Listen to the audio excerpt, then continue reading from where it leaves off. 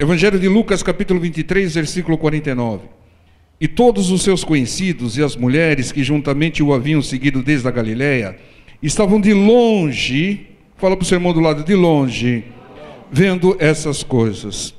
Irmãos, os conhecidos do Senhor e as mulheres seguiam o Senhor de longe, porque eles eram impedidos de se aproximar. O Senhor estava preso, havia um isolamento de soldados romanos, e eles eram impedidos de aproximar-se do Senhor Jesus.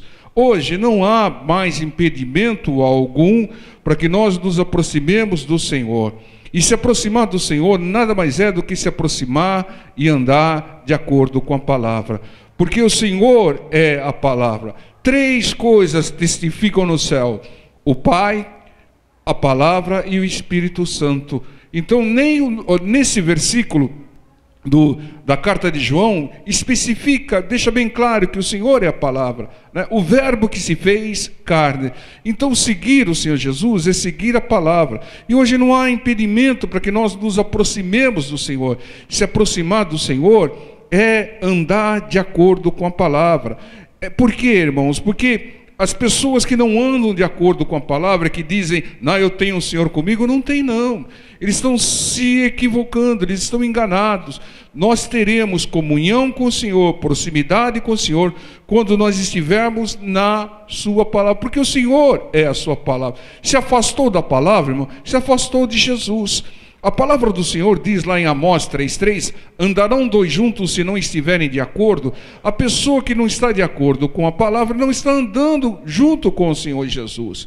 Então não precisa pirotecnia, não precisa ficar se derramando no chão, não precisa fazer, é só ouvir, crer e obedecer a palavra.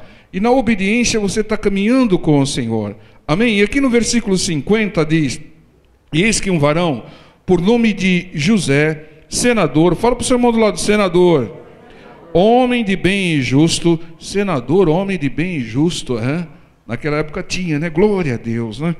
Que não tinha consentido no conselho e nos atos dos outros, de Arimateia, a cidade dos judeus, e que também esperava o reino de Deus, né? Esse, chegando a Pilatos, pediu o corpo de Jesus. Deus fez de José de Arimateia um senador. Foi Deus que possibilitou que ele chegasse ao cargo de senador.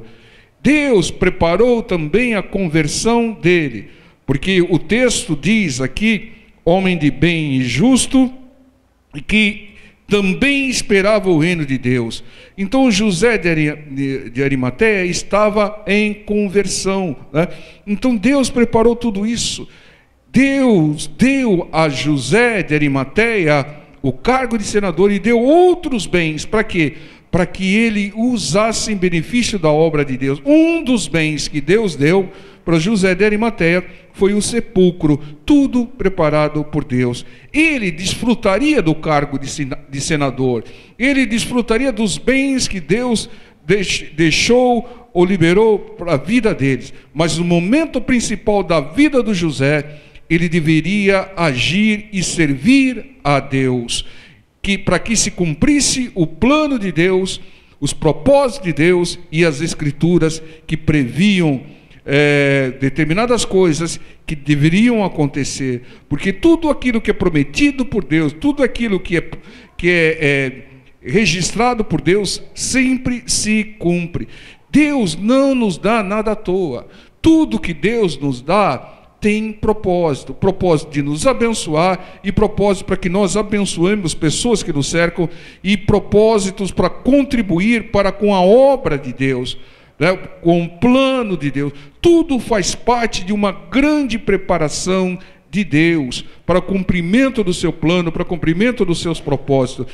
Nós já pregamos recentemente que Deus preparou uma menina para que fosse escrava, para que trouxesse através do seu testemunho a cura de Naamã, para que por toda a eternidade nós nos lembrássemos do exemplo de Naamã, como ele foi curado, e vai por aí afora. Deus, ele prepara tudo. Então a missão de José era ser senador, mas não um senador qualquer, um senador que liberou o corpo do Senhor na sexta-feira, garantindo a ressurreição no domingo, porque assim estava escrito. Então Deus prepara tudo como está escrito. Se tem uma promessa de Deus para a sua vida, já está preparado o cumprimento dessa promessa, irmão. É só você crer e só você agir de acordo com a vontade e com a palavra do Senhor. Qual é a nossa missão? O que nós devemos fazer, contribuir para o crescimento do Evangelho, para que se cumpra os propósitos de Deus? Se nós estamos vivos, é porque tem uma missão para nós. Se não tivesse missão para nós, já teríamos sido recolhidos pelo Senhor. Então Deus, Ele vai te revelar qual é o propósito, né? O propósito pode ser você agir num determinado momento como agiu José de Arimateia. A Bíblia toda só registra esse fato, a sexta-feira, a liberação do corpo e a liberação também do sepulcro que pertencia a José. Não relata mais nada a respeito da vida dele. Muitas vezes a missão de Deus para a sua vida vai ser de uma hora, de um dia, de 2 dias ou de um mês. Agora coloque-se sempre à disposição de Deus, porque quanto mais Ele te usar, mais bênçãos virá sobre você. Então aqui José tinha sido preparado por Deus. Deus preparou o cargo de senador e preparou os bens que ele tinha. E aqui no versículo 53 registra isso. E havendo-o tirado, envolveu-o num lençol e pô-lo num sepulcro escavado numa rocha, numa penha, onde ninguém havia sido posto. Vejamos, o sepulcro era novo, o sepulcro era blindado, sem entradas e sem saídas alternativas, só uma porta de acesso, onde era colocada uma grande pedra, tudo preparado por Deus. Para que um sepulcro novo? Para que depois alguns incrédulos não falassem: tem uma ossada lá, deve ser do Senhor, né? Ou tem outros corpos, né? Então tudo foi preparado. O sepulcro tinha que ser novo, para que não se confundissem ossos ou qualquer outro tipo de coisa com a ausência do corpo do Senhor. Tudo preparado por Deus, porque os incrédulos iriam dizer: havia outro corpo lá, havia ossos lá, ele não ressuscitou, não, aqueles ossos são dele, né? Naquela época não tinha DNA, né? Então Deus preparou um sepulcro novo para que esse tipo de, vamos dizer assim, desvirtuamento do testemunho não acontecesse. Deus prepara tudo, irmão, para cumprir o seu plano. Deus prepara tudo para cumprir as suas promessas. Então fala para o seu irmão do lado aí: seu milagre já está preparado por Deus. Amém? O versículo 54 diz: e era o dia da preparação, e amanhecia o sábado, e as mulheres que tinham vindo com ele da Galiléia seguiram também e viram o sepulcro e como foi posto o seu corpo. E voltando elas, prepararam especiarias e ungüentos, e no sábado repousaram conforme o mandamento. Irmãos, tudo preparado por Deus. As mulheres estavam testemunhando, né, o sepultamento do Senhor. As mulheres eram testemunhas oculares do sepultamento do Senhor, para que mais tarde elas mesmas seriam também testemunhas da ressurreição do Senhor. Irmãos, esteja atento às coisas que têm acontecido na sua vida, principalmente as lutas, porque Deus nos faz ver situações adversas antes, para que nós testemunhemos o milagre depois, a bênção depois. Entendo, Deus prepara tudo. Então atente, irmãos, fique atento às coisas que têm te acontecido, porque faz parte do plano de Deus, da preparação de Deus. Muitas coisas é uma ação do inimigo, né? E você tem que estar ciente disso, porque essa ação também vai cessar, através do poder de Deus. Então atente para as coisas que têm acontecido antes, as adversidades, para que depois você testemunhe a bênção e a ação do Senhor. Aquelas mulheres estavam testemunhando: não, ele está sendo colocado no sepulcro.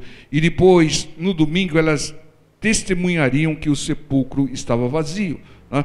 Então, no versículo Lucas 24:1, Continua o entendimento, né? E no primeiro dia da semana, muito de madrugada, foram elas ao sepulcro levando as especiarias que tinham preparado. E acharam a pedra revolvida do sepulcro. Isso é muito importante, irmãos. Domingo de manhã, elas foram cumprir um ritual judeu, né? E ungir o corpo. E acharam a pedra removida. O corpo do Senhor Jesus já tinha sido ungido. Vocês lembram daquela pecadora que derramou um bálsamo sobre o Senhor? O Senhor falou que elas tinham feito o melhor para eles, né, preparando o corpo dele. Por quê? O Senhor Jesus sabia que o corpo dele não seria ungido, né, depois do sepultamento, né? Ele sabia disso. Por isso ele falou que aquela mulher tinha ungido antes. Porque o Senhor Jesus sabe de todas as coisas, de todas as preparações de Deus. Mas as mulheres chegando lá, pessoal, encontraram a pedra removida, deslocada, tirada da porta do sepulcro. E uma pergunta que a gente faz, e todo mundo já sabe a resposta, é: quem tirou aquela pedra? Quem tirou aquela pedra? É claro que foi Deus, através dos seus anjos. Então nós temos que entender, irmãos, que Deus remove algumas pedras das nossas vidas. As pedras que nós não temos condições de remover, as pedras que nós não temos capacidade de remover, o Senhor remove para nós, né? As pedras que às vezes estão impedindo bênçãos, né? E você nem sabe que elas existem, Deus remove para nós. Mas tem pedras que nós conseguimos remover, essa Deus não vai remover. A pedra do túmulo do Lázaro, o homem teve que remover. O Senhor falou: tirai a pedra.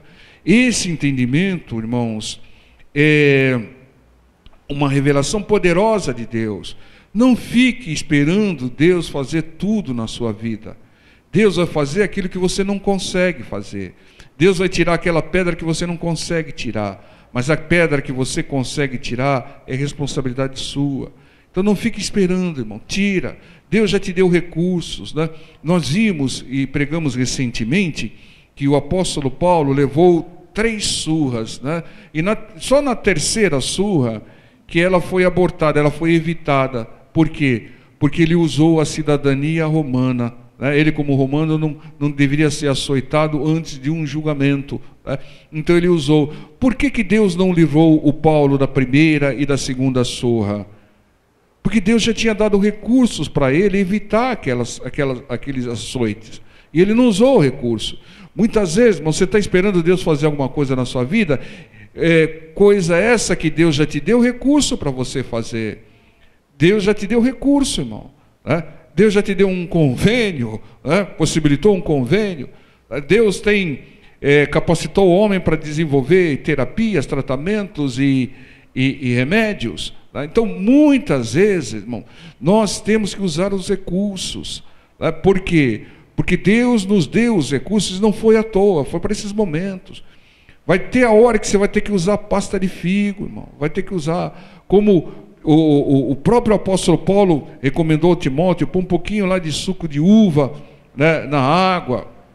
Assim como o Espírito Santo de Deus deu a direção para o apóstolo Tiago: não, ungir-os, tem alguém enfermo, doente, chame os presbíteros da igreja. São recursos levantados por Deus, e eles vão ungir com azeite, ou seja, usando o azeite, né, usando o presbítero da igreja, a cura viria, né, o doente sararia. Muitas vezes você está clamando para Deus te dar uma bênção, que Ele já te deu todas as ferramentas para você resolver. É como o caso do Moisés. Deus deu até uma bronca no Moisés: por que clamas a mim, Moisés? Por que clamas a mim? Eu já te dei tudo. Pega a vara aí, toca no mar, ele vai se abrir, você vai passar a seco. Então, muitas vezes, irmãos, Deus nos deu recursos para remover algumas pedras da nossa vida, e a gente não remove esperando Deus remover. Deus vai remover a pedra que é impossível para nós removermos, mas aquela que nós temos capacidade, nós devemos que tirar. Lembre-se sempre desses 2 exemplos. A pedra do túmulo do Lázaro, o homem teve que tirar, mas a pedra no túmulo do Senhor Jesus, homem algum podia tirar. Estava sendo guardada por soldados, era pesadíssima. Então Deus removeu. Com Deus é assim. Então, para que a pedra foi tirada? Essa é uma pergunta. O Senhor Jesus não podia ter saído, arrebatado de lá de dentro e sair para fora, né? Por que a pedra foi tirada, foi removida? Precisava, irmãos, remover a pedra para o Senhor sair? Não, ele podia ter sido arrebatado, como foi arrebatado no Monte das Transfigurações. Então, não foi para que o Senhor saísse. A pedra foi removida para que as mulheres enxergassem que o túmulo estava vazio, para testemunho da ressurreição do Senhor, irmãos. Entendam, irmãos, há bênçãos que nós recebemos de Deus só para testemunhar para a glória do Senhor, e testemunhar para fortalecer a fé de outras pessoas. O testemunho é fundamental. O testemunho é um registro da ação do poder de Deus, é um registro que ocorreu um milagre. Então a pedra foi removida para que houvesse um testemunho, né? O testemunho que o túmulo estava vazio e que o Senhor ressuscitou. Lá em Isaías 43, versículo 10, Deus diz que nós somos suas testemunhas, né? Nós somos testemunhas de Deus, né? Então entenda, irmãos, nós não podemos sair por aí confessando as coisas que o inimigo tem feito na nossa vida, porque nós não fomos levantados e chamados para sermos testemunhas do inimigo, testemunha do diabo. Ó vida, ó azar, está me acontecendo isso, eu estou com isso, eu estou com aquilo. Você está testemunhando a obra do inimigo, e não foi para isso que você foi chamado. Você foi chamado para testemunhar as obras de Deus, porque o testemunho glorifica a Deus e ajuda os desesperados. Tem uma pessoa desesperada, na hora que ela ouve o testemunho, ela fala: não, pera lá, se Deus fez isso na vida dele, Ele pode fazer na minha. E aí o desespero vai se dissipando. O testemunho é fundamental por isso. O testemunho faz parte do plano de Deus. Testemunhe que o seu Redentor vive, né? Testemunhe que, porque Ele vive, você pode crer no amanhã, né? Que você tenha salvação. A ressurreição do Senhor Jesus é a base do Evangelho, é o diferencial do Evangelho, né? Em comparação às outras crenças qualquer, porque nenhum desses deuses com D minúsculo ressuscitaram, nenhum, só o nosso ressuscitou, só o nosso, os outros filósofos, líderes, profetas estão mortos, mas o nosso Redentor está vivo, está à direita de Deus Pai, atento ao nosso clamor. Então Deus mais uma vez preparou tudo para que houvesse um testemunho, e um testemunho que fosse para toda a eternidade. Nós estamos aqui 2000 e poucos anos depois, glorificando, exaltando pelo testemunho que nós ouvimos, que Ele ressuscitou, e vai ser assim por toda a eternidade. Daqui a 2000 anos, né? Se ainda tiver alguma coisa aqui sobre a face dessa terra, daqui a 2000 anos, aqueles que creem no Senhor vão estar testemunhando que Ele vive, que Ele foi morto, crucificado e ressuscitou. E aqui no versículo 3 e 4 diz: entrando, não acharam o corpo do Senhor Jesus. E aconteceu que, estando elas perplexas, fala para o seu irmão do lado, perplexas, a esse respeito, eis que pararam junto delas 2 varões com vestidos resplandecentes, 2 anjos do Senhor. Elas ficaram perplexas, nós já falamos a respeito disso, porque elas não acharam o corpo, né? Por que elas ficaram perplexas? Porque elas não criam ou não lembravam daquilo que o Senhor Jesus profetizou. Pessoas ficam perplexas, pessoas ficam espantadas, algumas do lado errado ficam desesperadas, por 3 motivos principais. Preste atenção nisso. A pessoa fica perplexa, espantada ou desesperada se ela não conhece as promessas de Deus. Ela não conhece a promessa de Deus, então vem a luta, ela se desespera. Ela não conhece a promessa de Deus, então vem uma bênção e ela fica espantada. O segundo motivo, elas não creem nas promessas de Deus, até ouviram as promessas do Senhor, mas não creem. Elas ouviram, o Senhor falou, elas andavam com o Senhor falou, e muitas não creram. Quando a pessoa não crê, ela fica perplexa quando acontece o milagre. Quando a pessoa não crê, ela fica desesperada quando vem uma luta. E terceiro motivo, parece ser esse o mais comum, se esqueceram da promessa do Senhor. No momento de aflição, é comum as pessoas se esquecerem da promessa de Deus e começar a agir segundo a sua cabeça. É isso que o diabo quer. Pare, irmão, pense. Vem uma luta tremenda, você fala, não, peraí, tem promessa de Deus para mim. Não morrerei enquanto a promessa de Deus não se cumprir sobre a minha vida. Tem que se lembrar disso, irmão. Parar, pensar. Porque no momento de aflição, de tribulação, as pessoas ficam tão atordoadas, muitas vezes, que se esquecem do poder de Deus, da promessa de Deus. Então, 3 motivos fazem as pessoas se desesperarem, e o desespero faz com que as pessoas façam besteiras ou ficarem perplexas. Não conhecer as promessas de Deus, não crer nas promessas do Senhor, ou se esquecerem das promessas do Senhor no momento da aflição, no momento da luta. Então conheça as promessas de Deus, creia nas promessas de Deus, e guarde a promessa de Deus. Faça como Davi, guardei a sua palavra no meu coração, para não pecar contra ti. Guarde a promessa de Deus, não é para você ouvir e descartar, é para você guardar, e na hora que chegar a adversidade, você usar a sua fé e usar a confissão da promessa do Senhor. Irmãos, é fundamental isso. As pessoas se esquecem na hora que vem a luta e age pelo instinto, pela carne, e faz cada besteira, irmãos, e acabam até agravando mais a situação, né? Fazendo uma analogia, quando alguém se acidenta e aquela pessoa que não está preparada vai tentar socorrer, acaba causando mais dano ainda. Então, irmão, tem que estar preparado, tem que ter as promessas no seu coração, porque Deus, Ele tem nos acrescentado fé e tem liberado as promessas. Para quê, irmãos? Para quando chegar um momento difícil você usar, irmão. Na hora que vem uma luta, procura a sua fé, irmão. Aonde está a minha fé? Eu não sei onde eu deixei minha fé. Será que eu deixei minha fé na gaveta? Mulher, onde está a minha fé?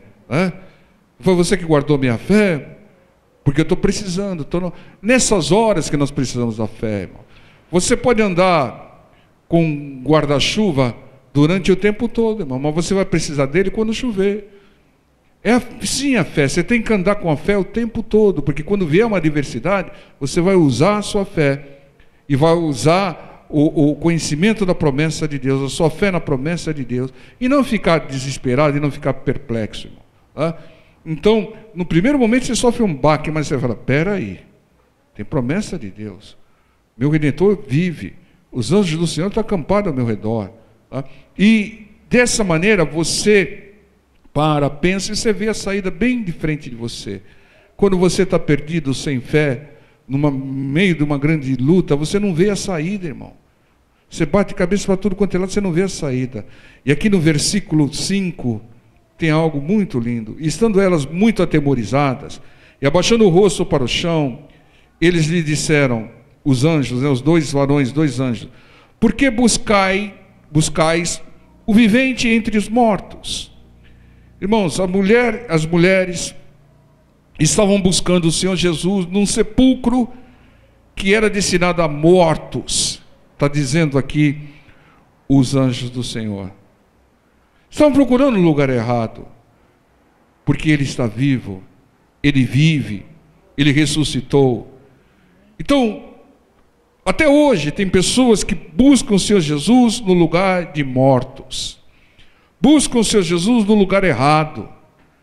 O Senhor Jesus não está no lugar errado, está no lugar certo. O Senhor Jesus não está no sepulcro. O Senhor Jesus não está mais na cruz. O Senhor Jesus, você sabe muito bem aonde Ele está. Ele está vivo. Ele está na palavra viva. Ele está no meio da igreja. Ele está entre os louvores. Ele está onde 2 ou 3 estão reunidos no nome dele. Ali está o Senhor. E não em alguns lugares que dizem que ele está. Ele está aonde a palavra de Deus diz que ele está. É nisso que nós temos que... Porque tem pessoas boas, mas desinformadas, que buscam o Senhor Jesus no lugar errado. Buscam o Senhor Jesus na cruz, no sepulcro, numa imagem, em lugares onde ele não está. Buscam um Jesus morto, criado pelo homem, né? Buscam o Senhor errado, buscam pelo Senhor, pela religião, pela tradição. O Senhor está na sua palavra. Na palavra o Senhor Jesus vai falar com você. Na palavra o Senhor Jesus vai fazer uma bênção na sua vida. Na palavra que o Senhor vai te edificar, fortalecer, vai te exortar, puxar a sua orelha. É na palavra que o Senhor está. Se você estiver na palavra, você está com o Senhor. Se você não estiver na palavra, você pode dizer que você está com o Senhor, mas não está. Não andam dois juntos se não estiverem de acordo, diz Amós 3:3. Então cuidado para não crer e seguir o Senhor errado. Siga a palavra do Senhor. Faltou a palavra, faltou Jesus. Não tem a pregação da palavra, não tem a pregação de Jesus. É a palavra. É a palavra que fala ao seu coração. O pastor repercute, mas é o Espírito Santo com a palavra que fala ao seu coração. Então cuidado para não buscar o Senhor Jesus no lugar de mortos. Cuidado para não buscar o Senhor Jesus no sepulcro, na cruz, numa imagem, né? Numa estátua. O Senhor Jesus está vivo e está na palavra. As promessas do Senhor Jesus estão na palavra. As bênçãos do Senhor estão na palavra. Só creia na palavra. Fala para o seu irmão lá, só creia na palavra. Versículo 6 ao 8 diz: não está aqui, mas ressuscitou. Lembrai-vos como vos falou, estando ainda na Galiléia, dizendo: convém que o Filho do Homem seja entregue nas mãos de homens pecadores e seja crucificado, e ao terceiro dia ressuscite. Irmãos, e lembraram-se das suas palavras. Na hora do sofrimento, da dor, lembre-se das palavras, das promessas do Senhor. Isso faz crescer a sua fé, faz você se animar, erguer a cabeça e vencer as adversidades. Entenda, irmãos, se nós estamos vivos, temos bênção de Deus para testemunhar. Tem Deus agindo. Por quê, irmão? Porque sem Deus, a gente nem levantaria da cama pela manhã. Então nós temos que crer que quando nós estamos com a palavra, nós temos não só uma vida física, mas uma vida espiritual abundante. E aqui no versículo 9 ao 12 diz: voltando do sepulcro, anunciaram todas essas coisas aos 11 e a todos os demais. 11 você sabe quem que é, né? Você sabe até quem está faltando. E eram Maria Madalena e Joana e Maria, mãe de Tiago, e as outras que elas estavam, e as que diziam essas coisas aos apóstolos. E as suas palavras lhes pareciam como desvario, e não as creram. Está vendo? Os apóstolos que andavam com o Senhor Jesus, o Senhor Jesus falou: eu vou ressuscitar no terceiro dia. Eu vou morrer, vou ser crucificado, vou ser torturado, vou ressuscitar no terceiro dia. Eu vou ressuscitar no terceiro dia. Eu vou ressuscitar no terceiro dia. Eu vou ressuscitar no terceiro dia. E não creram nele. Estavam tristes, chorando. Sabe por que a gente fica triste e chora e se desespera? Porque não cremos na palavra e nas promessas e no poder de Deus. Essa tristeza é uma autopunição pela incredulidade. Porque aquele que crê, ele sente o golpe, até se entristece, mas não se desespera, não se abala. É como o monte de Sião, que não se abala. Então, o nosso sofrimento é de sofrimento mental, não físico. Físico é uma outra coisa, né? Se está doendo, está doendo, tem jeito, né? Mas o sofrimento mental é diretamente proporcional à nossa fé. Quanto mais fé você tiver, menos você vai sofrer. Quanto menos fé você tiver, mais você vai sofrer, vai se revoltar e fazer besteira. Entenda, é uma autopunição. A incredulidade pune, como a gente costuma dizer. E aqui eles estavam sofrendo porque não creram nem no testemunho, não creram na palavra do Senhor e não creram nem no testemunho das mulheres. Olha, o sepulcro está vazio, encontramos 2 homens que parecem anjos, dizendo que ele vive, e ele ressuscitou como estava escrito, como ele falou. Mesmo assim, os discípulos, os apóstolos não creram. Os crentes não creram. Eram crentes com K minúsculo, porque não criam. Entenda, irmãos, quanto mais você crê, menos você vai sofrer. Pode estar acontecendo o que for. Você pode estar com um diagnóstico de morte, mas se você crer, você vai falar: opa, minha promoção está chegando. Mas se você não crê, ai meu Deus do céu, por que aconteceu isso comigo? Será que Deus não vê a minha situação? Onde está Deus agora nesse momento? Olha aqui, olha esse resultado. Isso é discurso de quem não crê. Merece uma cintada, não merece? Não crê, irmão. Por isso sofre. Então pare de sofrer crendo. Crendo nas promessas. Creia que o seu Redentor vive. Creia que Ele já preparou o seu milagre. Porque Deus preparou tudo. Deus prepara tudo. Creia, irmão. E sofra menos. Agora, se teimar e não crer, vai sofrer mais. Você decide a sua qualidade de vida. Você decide. Se você vai viver feliz, você vai viver como uma das bases do Evangelho que está lá em Hebreus capítulo 10. O meu justo viverá pela fé. Se você viver pela fé, você vai relaxar, vai ficar tranquilo, não vai se abalar, não vai se desesperar. Mas se você não crê, irmão, o que eu posso fazer? Fica choramingando e sofrendo, até o dia que aprender a crer, para diminuir o sofrimento. Não culpe a Deus, irmão, não culpe. Está tudo preparado por Deus, irmãos. Nós é que atrapalhamos, nós é que não tomamos posse, nós é que não agimos segundo a vontade do Senhor. E aqui Pedro, porém, levantando-se, correu ao sepulcro, e abaixando, Pedro correu. Será que ele cria? Ou ele estava com a consciência pesada por ter negado o Senhor 3 vezes, Correu e abaixando-se, viu só os lenços ali postos, e retirou-se, admirando consigo aquele caso.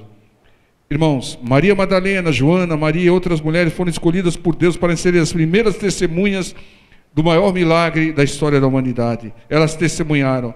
Deus confiou a mulheres fidelidade, deixa eu badalar um pouquinho aqui, fidelidade e sabedoria das mulheres, para testemunhar. Preciso de algumas pessoas para testemunhar, que tenham credibilidade, que tenham sabedoria. Mulher. Se for chamar os apóstolos, eles vão ficar que nem o Tomé aí. Será que? Vê aí se não tem um ossinho, um corpo no canto lá, checa lá direitinho. Vocês não viram direito. Alguém tirou o corpo de lá. Mas as mulheres foram testemunhas da maior bênção, do maior milagre da história da humanidade, a ressurreição do Senhor. Uma obra prometida por Deus, uma obra anunciada pelo Senhor Jesus, e uma obra todinha preparada e cumprida por Deus. Deus preparou tudo. Preparou um senador honesto. Já é um grande milagre.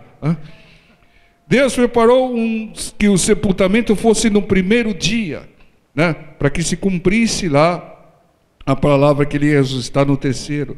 Deus preparou um sepulcro blindado, e novo, sem nenhum corpo lá. Deus preparou a pedra e a remoção da pedra, os soldados, o testemunho das mulheres antes e o testemunho das mulheres depois, no terceiro dia. Deus preparou tudo. E você pensa que Deus preparou tudo só na vida do Senhor Jesus? Só na crucificação e na ressurreição do Senhor Jesus? Deus já preparou tudo na sua vida também, irmão. Já preparou tudo, irmão. Ele já preparou tudo na sua vida. Você quer um exemplo? Você está aqui, não está? Quem preparou para que você estivesse aqui? Foi Deus, irmão. Deus preparou sua vinda aqui hoje. Deus preparou essa mensagem para você ouvir. Deus preparou e está querendo cumprir. Mas aí depende de uma pecinha chamada você, né? Deus preparou a sua conversão e a sua salvação. E Deus, Ele só não faz uma coisa: passar sobre o seu livre-arbítrio. Deus não criou robô. Deus não faz, vem cá, vem para a igreja. Se você não vir para a igreja, eu vou botar fogo na sua casa. Deus não faz isso, irmão. Deus respeita a sua decisão, o seu livre-arbítrio. A única coisa que Deus não... duas coisas: tirar o seu livre-arbítrio e passar por sobre a palavra dele. Ele não muda a sua palavra. Você pode estar no maior sofrimento e falar, afasta de mim esse cálice, que ele não afasta, porque se ele preparou desse jeito, é o melhor jeito. Então entenda, irmãos, está tudo preparado para as nossas bênçãos, para nós. Depende de nós. Nós é que... Imagine se as mulheres não fossem lá. Imagine se o Arimateia falasse, não, eu estou muito cansado, eu tenho uma audiência aí na segunda-feira com a Dilma, então eu nem vou lá ver esse negócio de liberar corpo, né? Mas Deus preparou e tocou no coração. E ele sabia, ele cumpriu. Deus preparou a conversão de um senador, né? Então Deus preparou tudo e prepara tudo, irmãos. Deus já preparou a sua bênção, irmão. Só depende de você. Aliás, tem muitas bênçãos que Deus já preparou, já te entregou. Você que não enxerga e não toma posse, né? Não age. Então Deus já preparou tudo. As promessas. Quando Deus coloca uma promessa na sua palavra, ela já está cumprida. Ela já está cumprida. Ela só não se cumprirá se nós atrapalharmos, se nós nos afastarmos. Mas se nós seguirmos a vontade do Senhor, ela já está cumprida. Porque Deus não traz uma promessa para que não se cumpra. Ele não é homem para que minta, nem filho do homem para que se arrependa. Se tem uma promessa de Deus, ela já está cumprida no coração do Senhor. E vai se materializar na sua vida se você seguir a direção. Então creia na palavra, creia nas promessas do Senhor. Quando Deus te dá uma promessa, Ele já preparou tudo para que você tome posse dela. Porque Deus primeiro prepara. Deus, Ele faz, primeiro Ele prepara o resultado, a bênção, o milagre, para depois prometer. É assim o nosso Deus, por isso Ele não falha. Deus, assim como o Senhor preparou a ressurreição do Senhor Jesus para nos salvar, Deus prepara tudo para nos salvar. Deus está no controle de tudo, irmão. Você pensa que não? Deus está no controle de tudo, né? Ele só não intervém no livre-arbítrio do homem, né? Então creiam, a sua bênção já está preparada por Deus. Enxergue, né? Glorifique e tome posse em nome do Senhor Jesus. Amém, povo de Deus? Vamos orar.